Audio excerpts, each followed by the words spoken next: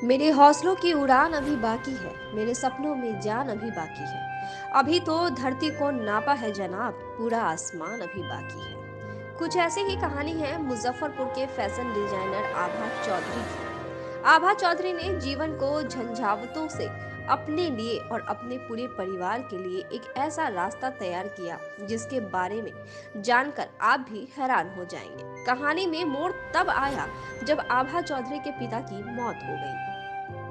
अकेली पड़ी आभा अभाव में जीवन गुजारने लगी। परिवार की बड़ी बेटी होने के नाते कंधों पर सारा बोझ आ गया। परिवार की बड़ी बेटी होने के नाते परिवार और कारोबार दोनों संभालना था।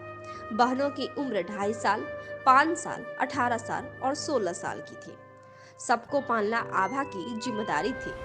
फिर आभा ने अभाव में अवसर खोजा और खुद आत्मनिर्भर बनकर ऐसा कहानी लिखी कि पूरा परिवार पटरी पर आ गया। आज आभा को कौन नहीं जानता। अपनी जिद और अभाव में चल रही जिंदगी को संघर्ष के बलबूते ऐसे मुकाम पर ला दिया जहां सफलता ही सफलता कदम चूम रही है। आभा ने सबसे पहले अपने जीवन को बलिदान के हवाले किया।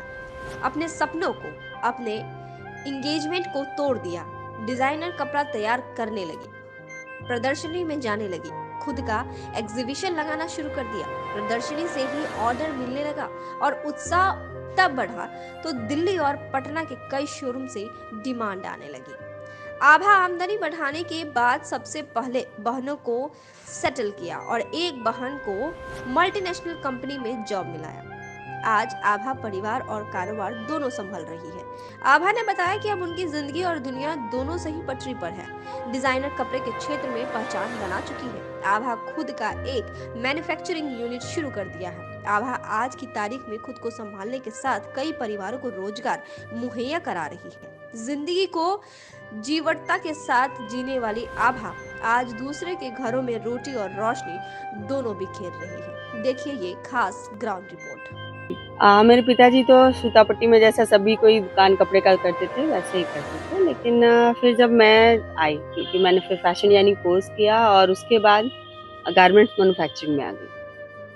और पिताजी की मृत्यु से पहले क्या अब मैं आईएएस ऑफिसर की तैयारी कर रही थी, अचानक लेकिन क्या हुआ? पापा की डेथ हो गई और चूंकि हम लोग 5-6 भाई बहन थे तो उनकी परवरिश थोड़ी सी मेरे लिए जिम्मेदारी वाली काम थी, तो अपनी पढ़ाई मुझे छोड़नी पड़ी। फिर उसके बाद धीरे धीरे छोटा छोटा काम शुरू किया। अपने पहले सिंगल मशीन पे मैंने खुद से सिलाई करती थी, सूतापट्टी से कपड़े कलेक्ट कर करके उनका सिल कर देती थी। फिर धीरे धीरे थोड़ा काम बढ़ाया और एक मशीन रखा, फिर 2 मशीन रखा। फिर जैसे जैसे वर्क बढ़ता चला गया, फिर मैं बाहर एग्जीबिशन में जाने लगी थोड़ा थोड़ा ऑर्डर लेके, और कुछ बाहर से पहले कपड़े खरीद कर बेचती थी। फिर जब लगा कि मेरी डिजाइनिंग लोगों को पसंद आ रही है तो फिर मुझे लगा कि चलो अपना ही यूनिट क्यों ना बनाया जाए। फिर मैं मुजफ्फरपुर में वापस आई और यहाँ पे एक महिला होना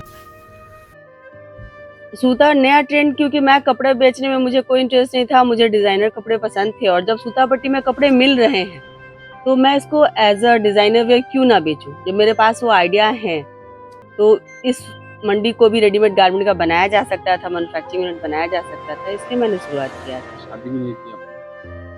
शादी नहीं करने के पीछे तो ये है कि चूंकि एक कम एज में परिवार की जिम्मेदारी आ गई, तो पहले मैं जिम्मेदारी अपनी जो अभी है यानी जो बहनें थी पहले जिम्मेदारी उनकी देखनी थी, फिर खुद को देखना था, तो इसलिए कहाँ मैंने कहाँ शादी। प्रदर्शनी वगैरह लगा? अभी तक तो मैं 100 से ऊपर एग्जीबिशन लगा चुकी हूँ। दिल्ली में लगाया, नोएडा में लगाई, भुवनेश्वर में लगाई थी, एमपी में लगाई, इंदौर में लगाया था, झांसी में लगा था एग्जीबिशन, पटना में कई एग्जीबिशन लगा चुकी हूँ, कलकत्ता में लगाया था एग्जीबिशन। ऑल ओवर इंडिया में बहुत सारे एग्जीबिशन कर चुकी हूँ। ऑर्डर वगैरह भी ये बात करें? हर जगह से आ रहे हैं, संयोग से इंदौर से भी मेरे पास ऑर्डर है।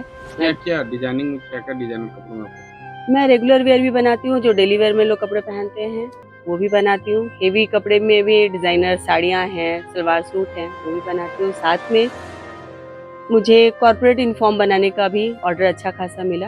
कितने लोग को रोजगार दिए?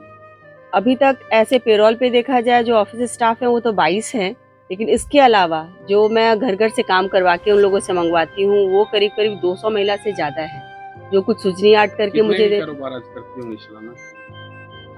सर सालाना तो ऐसे क्या करोड़ों में है, संजोग से वो 7 नंबर है टच।